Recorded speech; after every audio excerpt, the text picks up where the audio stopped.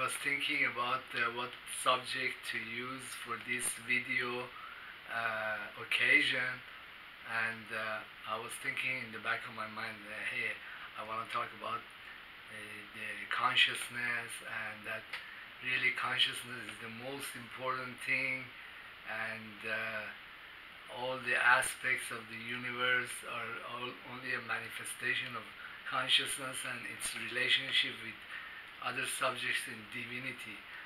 But I'm gonna go and talk about stuff that's current news, and instead maybe next video talk about the subject in divinity, which is really my forte, or I consider myself the unemployed philosopher. But there is so much going on, and I cannot ignore it. I know some people have interest in this topic. This was what Trump did by tearing up the nuclear deal.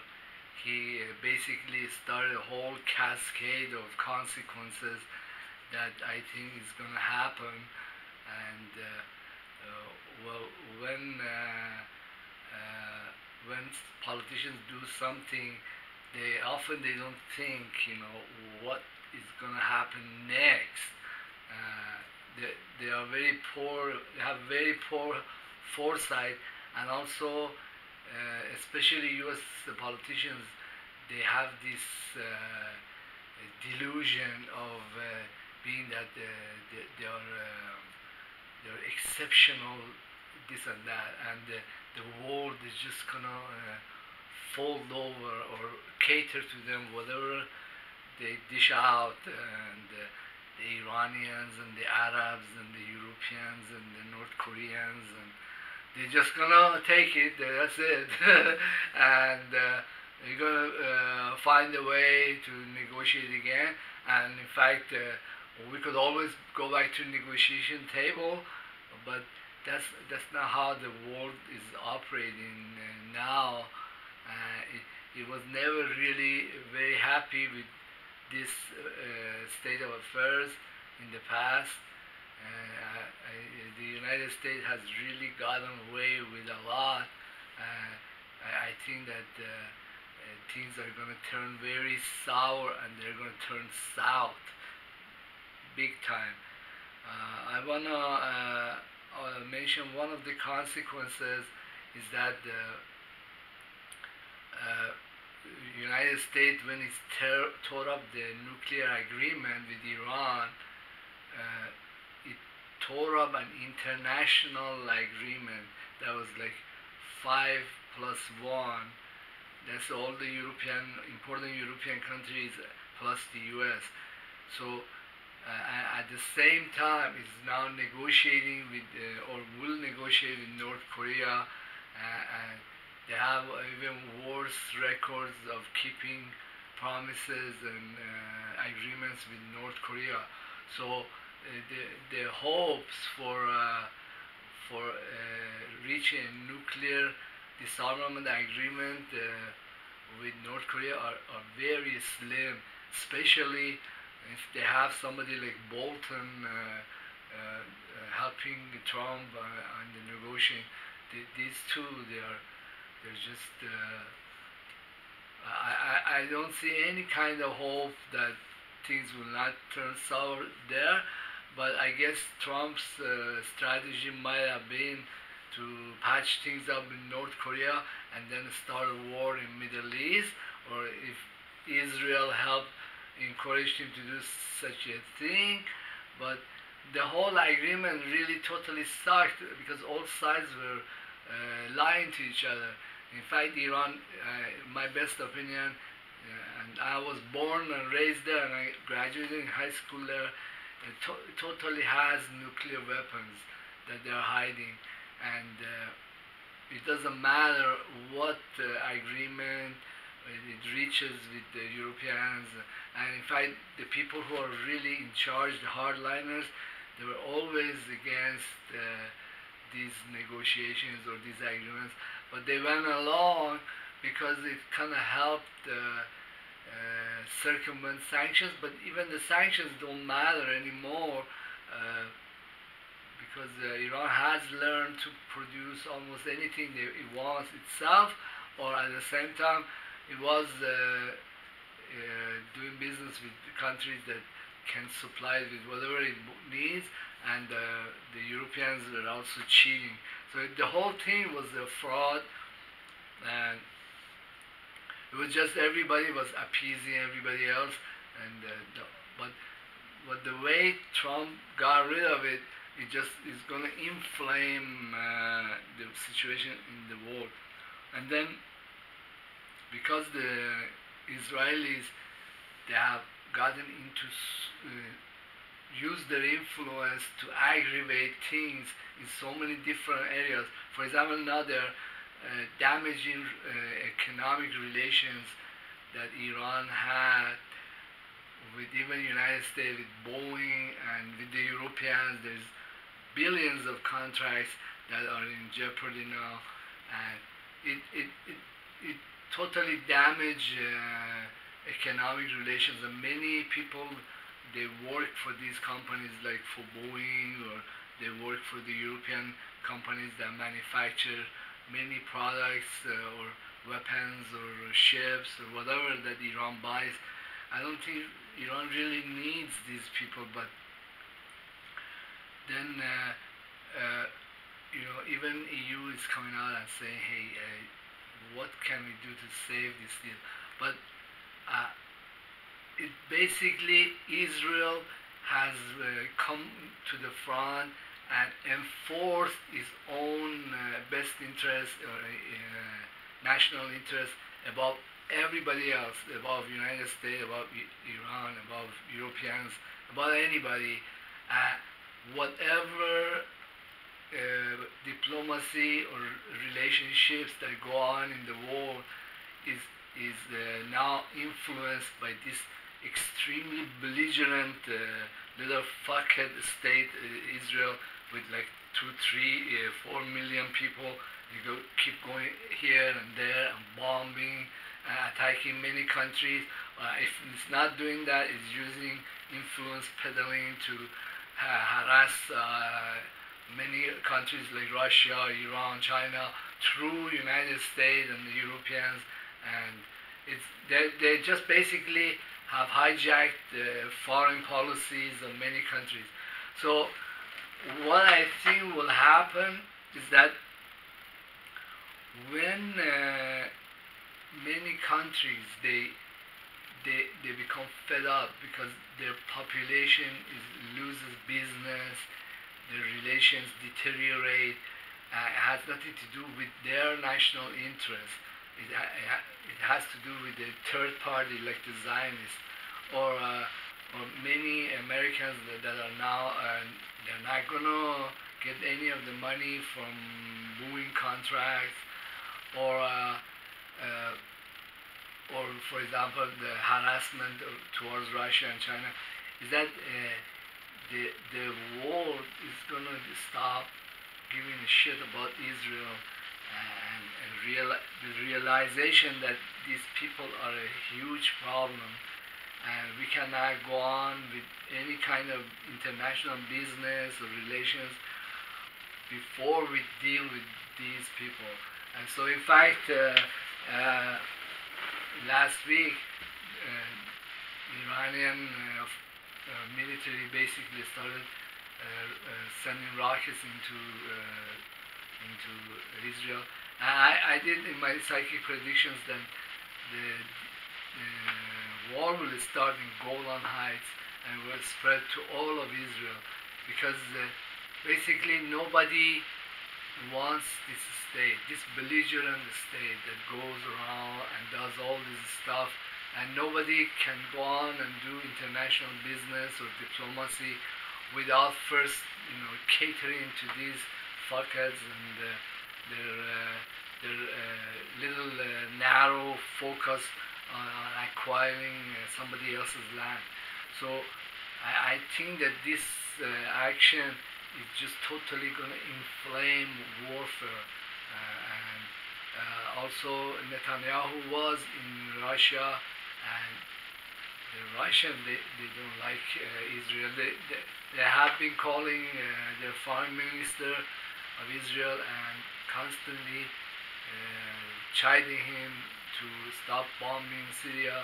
And I don't know. I think that this action is totally inflamed the situation, and the possibility of war or wider war is just very much a day-to-day possibility.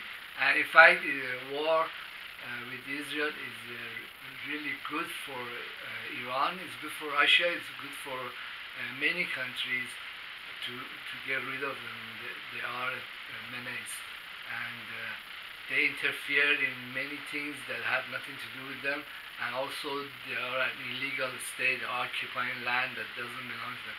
But another consideration would be that I think that with all the weapons and all the training with Hamas and Hezbollah and Iran and Syria and Russia, it's just the whole place is like this little belligerent state surrounded by its enemies, and it just doesn't get it that hey, you're gonna get totally wiped out. But hey, they have chosen these philosophies, and they're gonna go with that.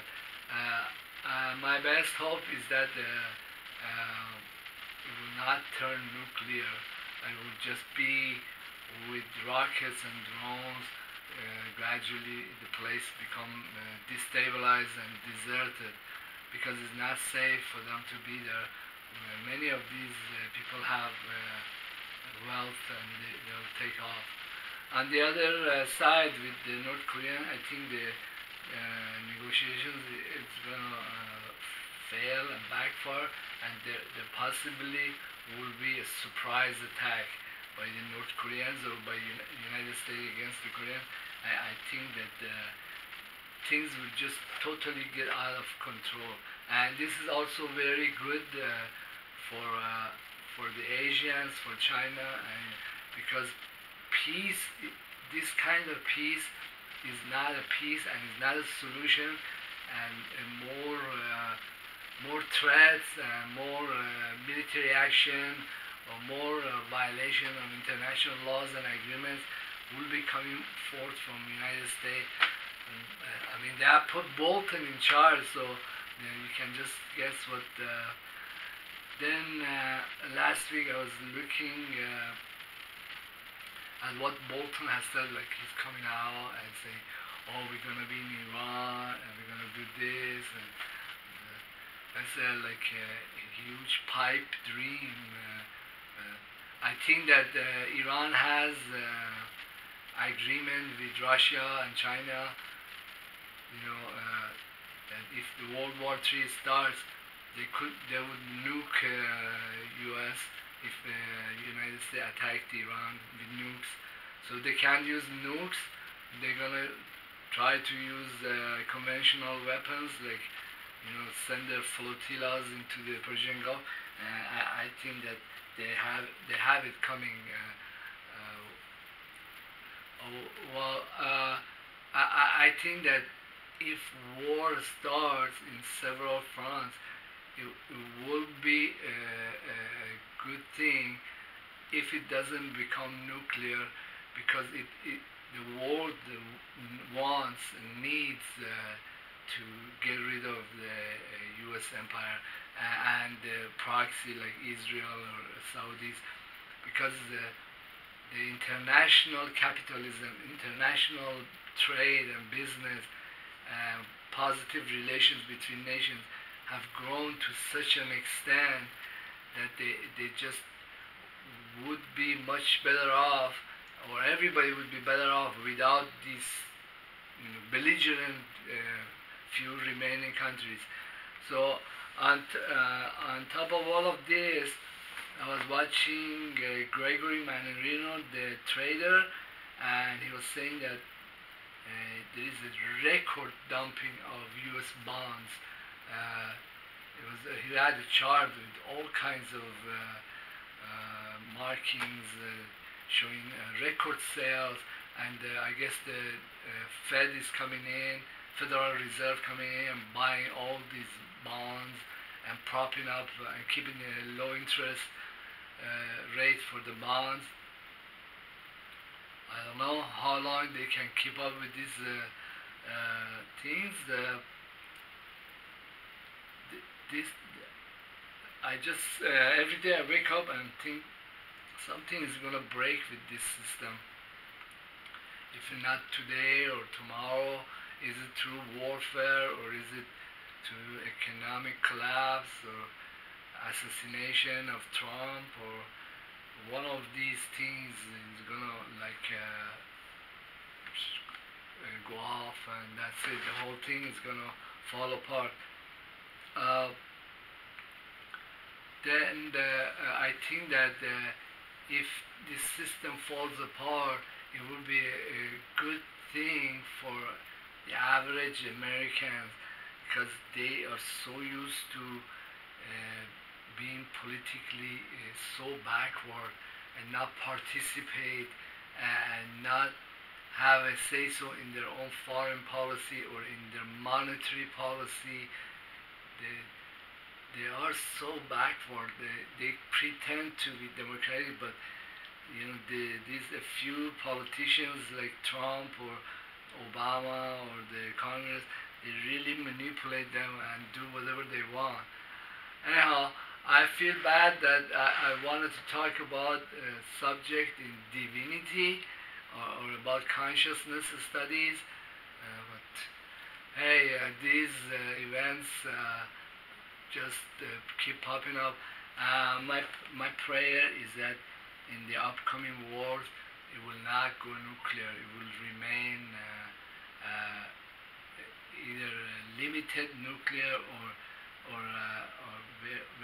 very much low casualty, or just conventional warfare.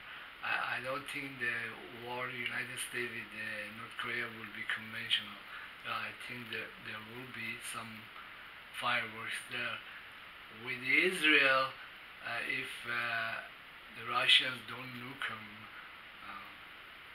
they have it coming. Either through Syria or Hamas itself or Hezbollah or all of them together, or Russians coming in. I don't know how the powder keg will blow up.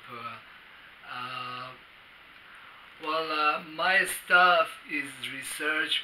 Please like and share, and also partake in the prayers. That I don't think that why should many people who have nothing to do with this stuff get nuked? I mean, I just one last thing that I wanted to tell this idiot Bolton is that very few Iranians support any of his stupid ideas, and very few Iranians will put their butts on the line. In fact, he doesn't know anything about Iranian culture. Iranians, they love each other, even when their politics or religion is totally off on the other corner. You could see this ultra-nationalism even at the Shah's time. But hey, it is just an observation from somebody who was born in Iran and was raised there. I have blue blood, so this is like a little comment that idiot Bolton should take into his head. You're not going nowhere. Thanks.